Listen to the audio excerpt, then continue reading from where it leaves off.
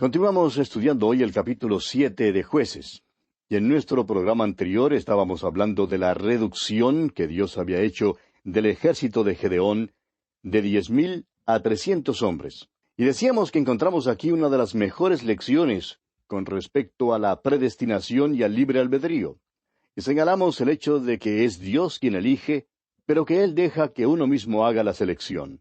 Dijimos también que podemos discutir acerca de la predestinación y el libre albedrío todo lo que queramos, pero no podemos lograr que funcione sentándonos y discutiéndolo. Esto funciona y es en la vida, amigo oyente. Cada uno de los 10,000 hombres en el ejército de Gedeón ejerció su libre albedrío, su propia libre voluntad. Dios no intervino con ninguno de ellos en cuanto a su libre albedrío.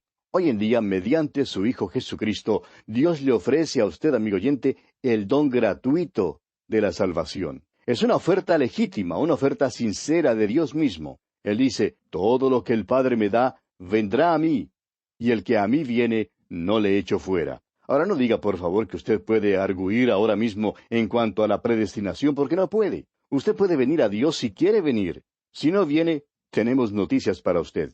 Usted no fue elegido. Pero si viene, tenemos buenas noticias para usted. Usted sí fue elegido. Esa es la manera en que Dios obra. Ahora, muchas veces, estos 300 hombres escogidos han sido tomados en sentido erróneo. Mucha gente en las iglesias cree que porque son pocos en número, ya se comparan con la banda de Gedeón. Y la verdad es que muchas veces no son más que un montón de santos, muertos, cargados de pereza y desaliento, que no se comparan en ninguna manera con la banda de Gedeón. La banda de Gedeón fue un grupo de hombres resueltos, dispuestos a morir para libertar a Israel.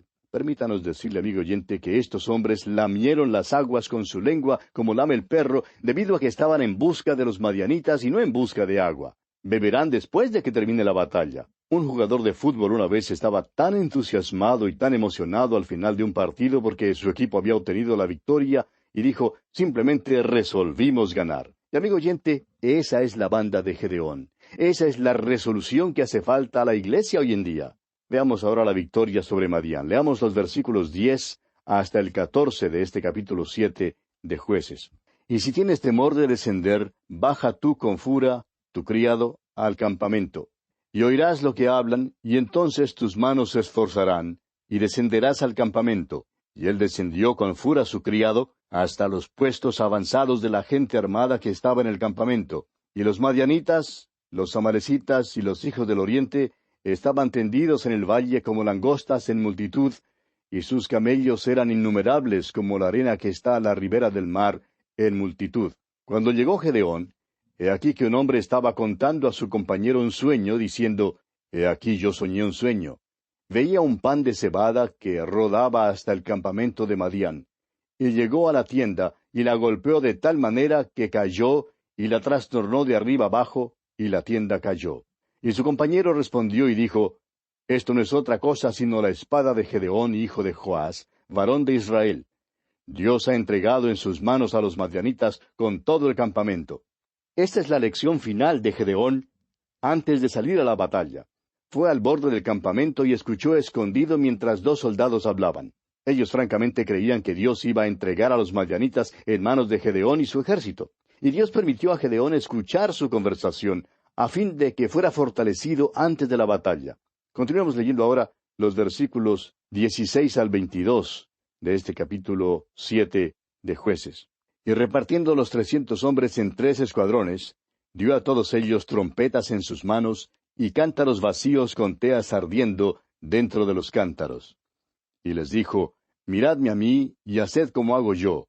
He aquí que cuando yo llegue al extremo del campamento, haréis vosotros como hago yo. Yo tocaré la trompeta y todos los que están conmigo. Y vosotros tocaréis entonces las trompetas alrededor de todo el campamento, y diréis, por Jehová y por Gedeón. Llegaron pues Gedeón y los 100 hombres que llevaba consigo al extremo del campamento, al principio de la guardia de la medianoche, cuando acababan de renovar los centinelas, y tocaron las trompetas y quebraron los cántaros que llevaban en sus manos. Y los 3 escuadrones tocaron las trompetas, y quebrando los cántaros tomaron en la mano izquierda las teas, y en la derecha las trompetas con que tocaban, y gritaron, por la espada de Jehová y de Gedeón. Y se estuvieron firmes cada uno en su puesto en derredor del campamento. Entonces todo el ejército echó a correr dando gritos y huyendo. Y los 300 tocaban las trompetas, y Jehová puso la espada de cada uno contra su compañero en todo el campamento. Y el ejército huyó hasta Bethsita, en dirección de Serera, y hasta la frontera de Abel Meola, en Tabat. Este es el relato que tenemos acerca de la estrategia de Gedeón. Dividió a sus 300 hombres en 3 grupos, y se les da 3 cosas: cántaros, antorchas y trompetas. Note usted que las antorchas están metidas dentro de los cántaros, a fin de que la luz no se vea, y las toman en la mano izquierda y en la derecha las trompetas. Cuando salieron a la batalla, su grito debía ser: por la espada de Jehová y de Gedeón. Ahora, lo interesante es que Gedeón no llevaba ninguna espada, tampoco la llevaba ninguno de sus 300 hombres. Es que estaban bajo el poder de los madianitas, y los madianitas no les permitían tener ninguna armería. Guardaban las armas y las espadas para ellos mismos. Por tanto, la estrategia de Gedeón empleó sus cántaros, unas lámparas y unas trompetas. Como ya hemos dicho, los madianitas y los amalecitas eran de las tribus nómadas del desierto. Habían invadido la tierra de Israel y se aprovechaban de sus siembras y sus víveres. Tenían una organización muy relajada. Andaban por el desierto como nómadas desorganizados y no tenían ningún ejército organizado. Habían apostado una pequeña guardia alrededor del campamento, pero la mayor parte del pueblo estaba dormida acá y allá. No esperaban ser atacados de noche. En primer lugar, es difícil ver de noche. Por tanto, Gedeón apostó a sus 300 hombres en 3 cuerpos alrededor del campamento. En un momento determinado, tocaron sus trompetas y quebraron los cántaros para que la luz resplandeciera. Cada trompeta representaba el hecho de que probablemente estuvieran presentes algunos centenares del enemigo. Ahora imagínese usted a los madianitas despertándose de un sueño profundo. Lo primero que hicieron fue revolver sus espadas en todas las direcciones. Los israelitas no tenían espadas. Los madianitas se atacaron el uno al otro. Y todo eso resultó en un alboroto grande. Los madianitas pronto huyeron por los montes al bosque y salieron de aquella región. Esto dio a Gedeón y a los israelitas una victoria grande. Hay algunas maravillosas lecciones espirituales en esta narración, amigo oyente. En primer lugar, quisiéramos volver a este asunto del rocío en el vellón. Necesitamos hoy en día una obra de embellecimiento interior en nuestras vidas, lo cual solo Dios puede hacer. Necesitamos pedirle que envíe rocío sobre nuestras vidas infructuosas. En el libro del profeta Oseas, capítulo 14 y versículo 5, Dios dice: yo seré a Israel como rocío, él florecerá como lirio y extenderá sus raíces como el Líbano. Y Dios habla muchas veces en cuanto a este tema. Allá en Deuteronomio 33:13 dijo a José: bendito de Jehová sea tu tierra con lo mejor de los cielos, con el rocío y con el abismo que está abajo. Y en Proverbios capítulo 19 versículo 12 leemos: como rugido de cachorro de león es la ira del rey, y su favor como el rocío sobre la hierba. También en el capítulo 3 de Proverbios, versículo 20 dice: con su ciencia los abismos fueron divididos, y destilan rocío los cielos. Y en el Salmo 133, versículos 1 al 3, Dios dice: mirad cuán bueno y cuán delicioso es habitar los hermanos juntos en armonía. Es como el buen óleo sobre la cabeza, el cual desciende sobre la barba de Aarón, y baja hasta el borde de sus vestiduras. Como el rocío de Hermón que desciende sobre los montes de Sión, porque envía allí Jehová bendición y vida eterna. Dios ha bendecido de esta manera. Necesitamos este toque fresco. Lo necesitamos como el rocío que desciende por la mañana sobre el capullo de rosa y la hierba. Necesitamos un toque delicado. El profeta Oseas, en el capítulo 14 de su profecía, versículo 5, nos dice que el lirio es delicado. Nuestro Señor Dios descenderá como la lluvia sobre la hierba cortada. Aun cuando nos hallamos en apuros y nos ha cortado, descenderá sobre nosotros como la lluvia. Nuestro Señor lloró sobre Jerusalén, pero ¿lloramos nosotros hoy en día por el pecador? Al publicano le fue posible golpearse el pecho y clamar a Dios en cuanto a su pecado. Pero ¿qué de nosotros hoy en día, amigo oyente? Necesitamos tener un toque de Dios que nos haga fuertes y firmes, arraigados y cimentados. Que pudiéramos decir con el salmista: pronto está mi corazón, oh Dios, mi corazón está dispuesto, cantaré y trovaré salmos. Necesitamos el rocío de Dios sobre nuestras vidas para traer pureza a nuestras vidas. El apóstol Pedro nos dice en su segunda carta, capítulo 3, versículo 14, Por lo cual, oh amados, estando en espera de estas cosas, procurad con diligencia ser hallados por Él sin mancha e irreprensibles, en paz. Esto es lo que necesitamos hoy en día, amigo oyente. Dios solamente usa un vaso limpio. El apóstol Pedro, otra vez en su primera carta, capítulo 1, versículo 16, dice, porque escrito está, sed santos, porque yo soy santo. Dios nos lo dice a nosotros. El apóstol Pablo en su segunda carta a los Corintios, capítulo 7, versículo 1, dice, así que, amados, puesto que tenemos tales promesas, limpiémonos de toda contaminación de carne y de espíritu, perfeccionando la santidad en el temor de Dios. ¡Qué maravillosa lección tenemos aquí, amigo oyente! Vamos a considerar ahora otra lección espiritual en cuanto a los cántaros. El apóstol Pablo dice en su segunda carta a los Corintios, capítulo 4, versículo 7, pero tenemos este tesoro en vasos de barro. Aquellos cántaros representan los cuerpos de los creyentes. Eso es lo que quiere decir Pablo cuando dice en su carta a los Romanos, capítulo 12, versículo 1, así que, hermanos, os ruego por las misericordias de Dios, que presentéis vuestros cuerpos, es decir, vuestras personalidades enteras, en sacrificio vivo a Dios. Es por eso que no debemos gloriarnos en ningún hombre. El apóstol Pablo dice eso allá en su primera carta a los Corintios, capítulo 3, versículo 21. Él dice, así que ninguno se gloríe en los hombres. Ese es el vaso de barro. Tenemos este tesoro en vasos de barro, es decir, los cántaros. Algunos de nosotros no somos quebrados, o sea, no hemos sido quebrantados, y a consecuencia de esto, la luz no resplandece. Ahora, no es nuestra luz la que debe resplandecer, sino la luz del Señor Jesucristo. Su luz debe resplandecer en nosotros. Y solo puede resplandecer en una vida quebrantada. Debemos resplandecer como luces en el mundo. El apóstol Pablo, escribiendo a los filipenses, les dice en el capítulo 2 de su carta, versículos 14 y 15, haced todo sin murmuraciones y contiendas, para que seáis irreprensibles y sencillos, hijos de Dios sin mancha en medio de una generación maligna y perversa, en medio de la cual resplandecéis como luminares en el mundo. Vamos a considerar ahora por un momento las trompetas. El apóstol Pablo en su primera carta a los Corintios, capítulo 14, verso 8, dice, y si la trompeta diere sonido incierto, ¿quién se preparará para la batalla? Esto habla del testimonio de los creyentes, y tres cosas deben considerarse.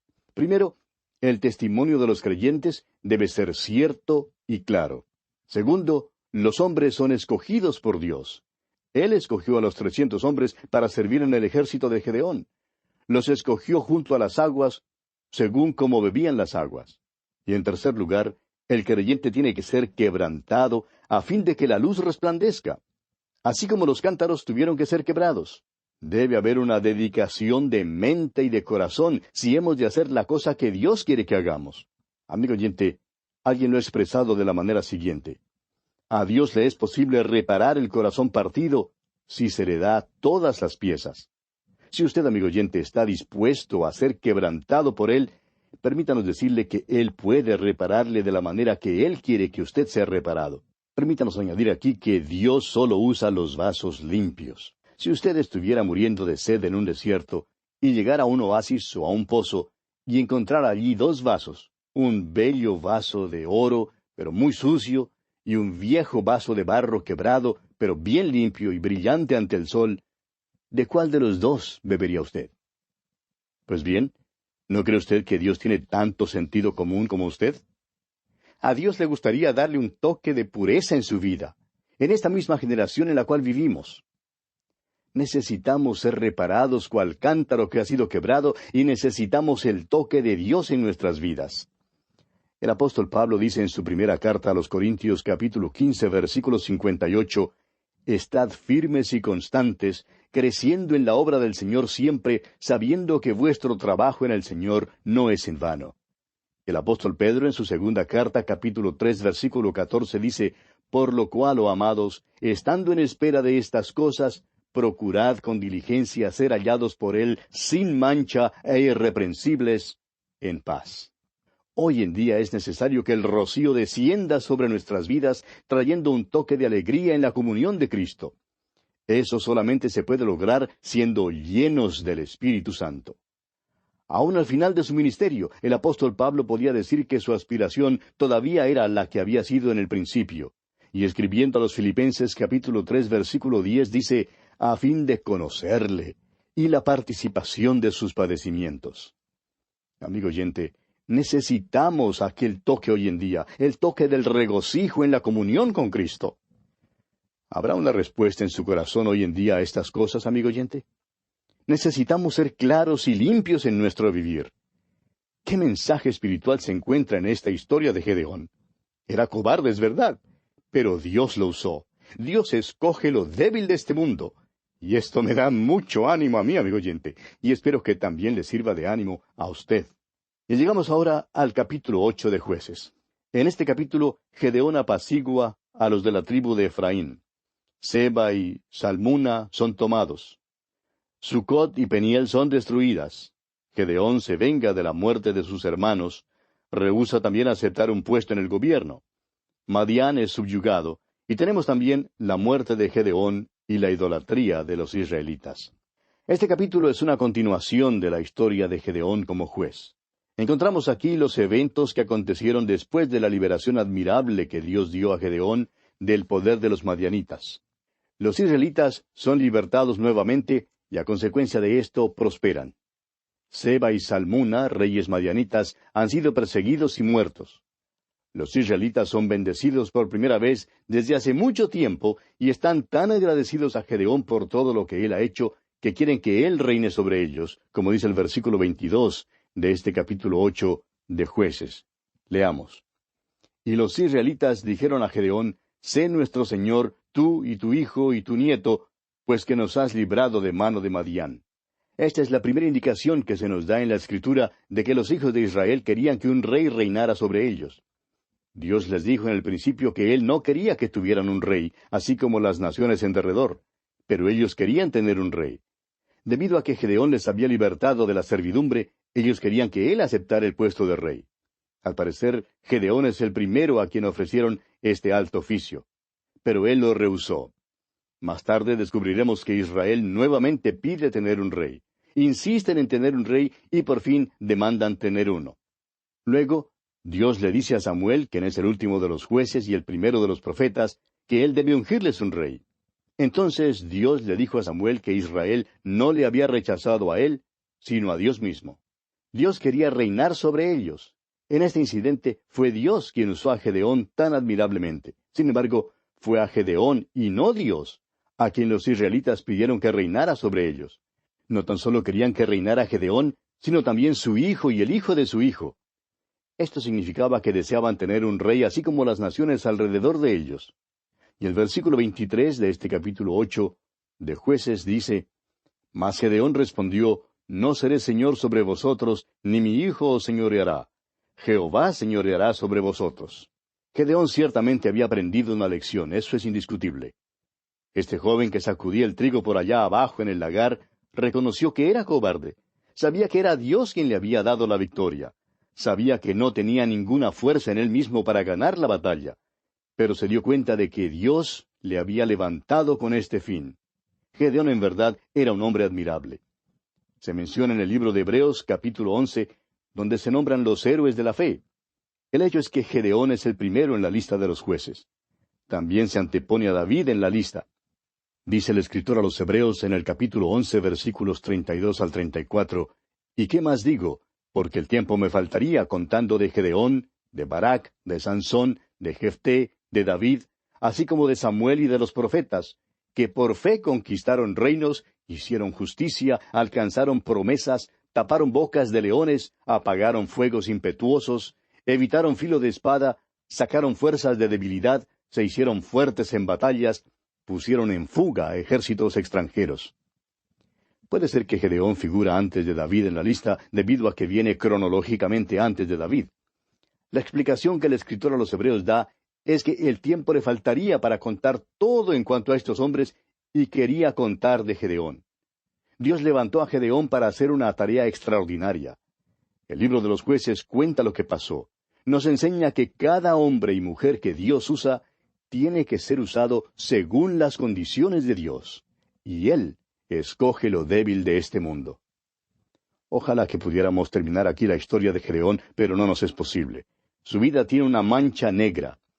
y fue lo que más tarde causó tragedia. Parece que la mayoría de los jueces tenían alguna debilidad notoria y en la mayoría de los casos Dios usó esa debilidad. Ahora, la debilidad de Gedeón, o digamos mejor, una de las debilidades de Gedeón, fue el hecho de ser cobarde. Pero Gedeón tenía otra debilidad. Lamentablemente, como dice el escritor a los Hebreos, nos falta el tiempo para entrar en detalle en esta otra debilidad de Gedeón. Así es que tenemos que dejarla para nuestro próximo programa.